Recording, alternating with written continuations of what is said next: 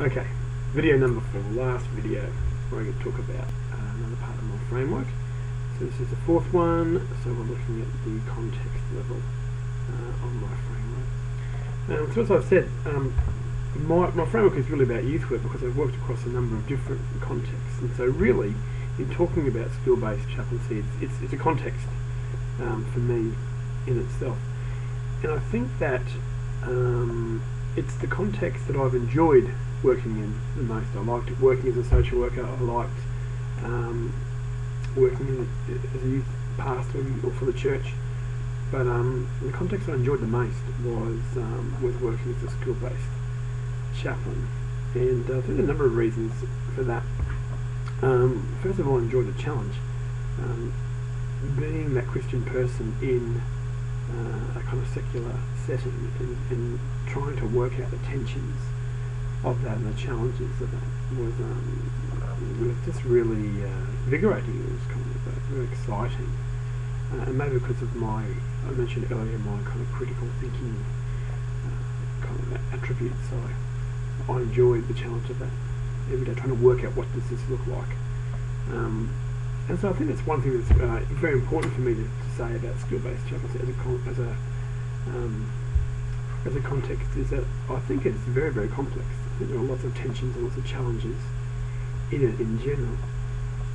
We've talked about context in our modules in terms of which is described as socio-cultural kind of or historical kind of context, in that we have a society that is increasingly secularized and has an interesting relationship with spirituality and religion.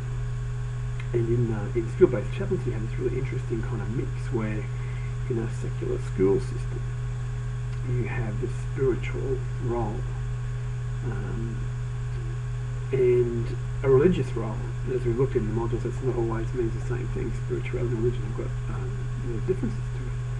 There's a sense that people discover spirituality, but there's a sense that religion is described to them. And what we're seeing, I guess, in Australia is it's increasing interest in spirituality, but a slow decrease in interest in religion, and that's possibly part of the whole postmodern era, and a sense of postmodern spirituality where you kind of get to make it up and do your own thing. It's very individualised. And there's some disadvantages to that, but there's also some advantages to that, so we kind of talked about. So I think there's a lot of tension in that, and those tensions at the moment are being very, very strongly expressed through the High Court challenge to the federal funding of chaplaincy is currently going on. And we're kind of seeing there a challenge from Ron Williams to the governments, so the federal government, the state government and SU Queensland, saying to the government, particularly, you have reached your constitutional boundaries, you've gone too far, and you're supposed to be keeping things separate between the church and the state, but you are breaching that separation by providing funds that will go to religious and spiritual kind of roles in the school. So that's interesting, and so what we're seeing at the moment is a lot of media interest in this. So we're seeing in newspapers almost daily at the moment this kind of challenge or attack or question asking about what is chaplaincy. Is it appropriate? Should it be there? Is it being done competently? Should it be something we should get rid of? It's inappropriate in a multicultural, multi-faith society to have these. In a secular society, even have religious people of any description in the place. So, there's been shows on Compass, and I know in here, 7:30 report in here the other day interviewing our CEO, and so all these things are going on. It's a really interesting, tension-filled question asking. It's a good time to be involved if you're interested in that kind of thing, if you like a challenge. But not only just because it's interesting at that level, but quite often chaplains at the ground level are experiencing those tensions as well, and I certainly experience that in the conversations you'll have with kids and the conversations you'll have with staff. The level of support you will get or not get from different people because of the different kind of worldviews or ideologies they had about that. But the interesting thing that I found is that the more I committed myself, I think, to an incarnation of Christian kind of model of service or action or activity in the school, the more people kind of went, well, I don't know about all that other stuff, but you're okay, or this is okay, or this is what chaplaincy is, and I like it. And that tends to be, in my understanding, the general impression people have of it on the ground. is people are encouraged by it. They think it's useful. Actually, on Q&A, the ABC show the other night, Bill Shorten, the Labor MP, was saying, initially I was opposed to chaplaincy, but after the Victorian bushfires I saw it in action, and now I'm a big fan. And I think that's really the guts of it, is that in practice people actually go, this is good, but you can kind of see that ideologically people have problems with it. So I remember all of that, working as a chaplain, there's all that kind of stuff going on, and you actually had to practice chaplaincy within that context and kind of have to work through what it meant to be a Christian person, kind of trying to express this more multi-faith, multicultural kind of spirituality in the school. It wasn't always easy to do that, but I enjoyed the challenge. I enjoyed the challenge of creatively engaging in it. So the complexity of that context appealed to me. And some people don't like it. Some people get out of it for that reason, but it was one of the things I particularly enjoyed about it, and I enjoyed trying to make it a successful part of, an integrated part of the school community. So yeah, that's probably the first thing I'd say. The socio-cultural stuff was kind of fascinating. For me, I enjoyed the challenge of it. Another thing I'd say about the context of school-based stuff, there really is a kind of organisational, kind of legal kind of level of it. So, I worked in a Queensland school, so Education Queensland, so you had all the kind of organisation and legal kind of context around working in a secular state school system, so that was kind of one thing. The other thing is you were actually employed by Scripture Union Queensland to do that, so you had the whole kind of Scripture Union kind of history, ethos, whatever. Now I had a bit of involvement with Scripture Union since my late teens, so I kind of knew all about that, and I was quite comfortable with all of that, so that was kind of okay. But this two kind of organisational contexts there, kind of working together. And then in the third sense, there was a kind of a local expression of all of that through the local chaplaincy committee, where you had representatives from the Scripture Union, representatives from the local churches, from local communities, student reps, school reps, all that kind of thing. On that group, and that was kind of the group you were accountable to on a day-to-day basis. But you would actually go to the local chaplaincy committee for some things, Scripture Union for some other things, and Education Queensland kind of representatives for other things. So another complexity of the school-based chaplaincy role was kind of a complex organisational model, I thought. You had to make sure that you went to the right people for the right things, that kind of thing. There was plenty of direction given on that, in that sense. It wasn't that hard, but everybody probably has 3 different kind of bosses that are going to do different things, and they haven't done all smoothly as it could be. But once you kind of got used to it, that was kind of all right. But I think that was an interesting part of working in as well, just kind of working out the organisational lines and the organisational boundaries around that.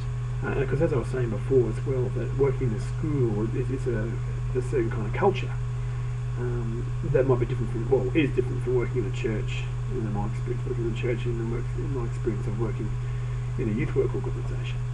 So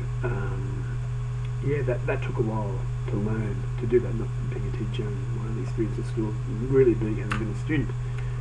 So just learning how to work all that out, and not being the biggest kind of respecter or appreciator of systems and admin and that kind of stuff. That's something I've really had to do a lot of work at to be any good at, if I'm any good at it. But yeah, just to be able to work in those systems and work to bells and the kind of discipline and structure that kind of gave to a day. So I think there's a fair bit of organisational stuff that was certainly a challenge to me, and it's a challenge to, I think, a number of. And I think it's only getting more complicated. I think that in youth work in general, seeing the increase in risk management and all the kind of policies and stuff around reporting of harm and disclosures and those kind of things, and even the simple things of having a blue card, current, and all that kind of stuff. I think that we're in general seeing an increase of kind of admin and organisational expertise required to be able to be an effective youth worker. But in the education system, I think there was kind of that, but steroids, there's kind of that plus a bit more. So yeah, some contextual things I think that are quite important there to consider. But I would say that working in that context was the best experience I had of all the different youth work and things I did. I really loved it. So for me, in terms of school-based chaplaincy, my context has changed I've spent time out of skill-based chaplaincy in terms of direct practice, but in policy development, where we were looking at professional development of chaplains and professional supervision and support of chaplains, developing kind of networks and resourcing for chaplains. And in my current role at SD Queensland, which is primarily to develop vocational training for youth workers in general, but over half of our kind of clientele, our students are chaplains, and being very mindful of what it is that chaplains need to have to be able to be effective in there. So my context has changed in a sense from direct practice to policy development and kind of training and lecturing. At different times I've kind of asked myself, well, is that still youth work? We talk about youth work as I have, as individual, group, family, community work, but really when we talk about that, we're talking in a sense about direct work with young people. What about roles like management, research, policy development and training? Can I still consider myself a youth worker? Whereas currently, I'm actually not working directly with young people. I still consider myself to be part of the youth work sector, but would other people see that way? So it's interesting for me to see that changing context. But as that context has changed for me, I have had to learn a whole lot of new skills, and I've had to gain a whole lot of new knowledge along the way. And in some ways, my experiences of that learning and things that I've learned, and all the conversations I've had with students over the years about their experience of skill-based chaplaincy, some of those stories really challenged me and challenged my ideas and challenged my theology and helped me develop my framework. So at some stage in the course, I think when we're talking about the framework, we're talking about the framework. Ideally, we kind of live from the inside out. We kind of work from the use stage out to the theory, practice, and the context. But the other thing, of course, is that as the context changes, it actually feedbacks inwards to us, and we go, oh, now I'm in training in policy development, I'm in direct practice. There are actually some things I didn't know before I need to kind of learn. There are skills I didn't have before that now I need to kind of get. And all those experiences are kind of actually changing me as a person. And so, as my role has changed, as a contextual change, I think, and I've had to actually adapt my framework in a sense. Well, my framework has adapted as a result of that, as I've had to meet the new challenges of the changing context. One of the other interesting things, I guess, which is more about me that links to context, is one of the things that's changed as well is that when I started youth work, I was in my late or mid-teens in a sense, and now I'm in my early 40s, and now I'm married with two boys, two kids under 5. And even that change of context in a sense, I'm not sure if that's context or me, but changing my circumstances has changed my perception of youth work and what's important. I now see the role of youth work much more clearly in the context of family and things I didn't understand before about how much parents really love their kids and took an interest in their kids, and how much more parents knew about their kids and how at stake of their kids. The youth, I think as a youth worker, I used to think, I love the kids more than anybody else, and I really know what's good for them or whatever. But now as a parent, I kind of get, that the role of the parent is so important, the role of the family is so important. And, I don't think I've got that, so I think I spent a lot of my life or career as a youth worker missing that. So I guess that's a contextual thing, I'm not really sure, but I think that's really important for me as well, that as I've grown older and since my life has changed, it's also changed me and it's changed maybe the different roles that I have taken on. Certainly in the early 40s I don't have the same energy as I had when I was in the 20s, when I go on different events and the camps or activities. I see really young chaplains kind of running around like crazy puppies with young people. I think, I kind of remember doing that, but I don't know if I can get away with that now. So maybe now that I'm older, or eyes are falling apart slowly through old age, maybe what I'm discovering is that this is the best role for me. This is the time now for me to sit back and reflect on the last 28 years or so of youth work, and actually take some time out to kind of try and pull it together and get some ideas and see if there's something that I have learned over that time that might be of use to other people. Seems to be that's the case, given that I've got some roles here that are about training and development and developing these ideas, and also with Christian Heritage College and maybe now here with Mountain. But so maybe I am still a youth worker. Maybe I'm still part of the youth sector. Okay, so my context has changed, but the beauty is that my framework is still developing. So more than 30 years down the track, the whole framework thing is still important. And I really hope that as you develop your framework, you'll be talking about it still in 5, 10, 20, 30 years time, and it'll still be a very real thing. Yeah. So thanks for listening to all these ramblings. I hope they've been of some use to you as you seek to develop your own framework.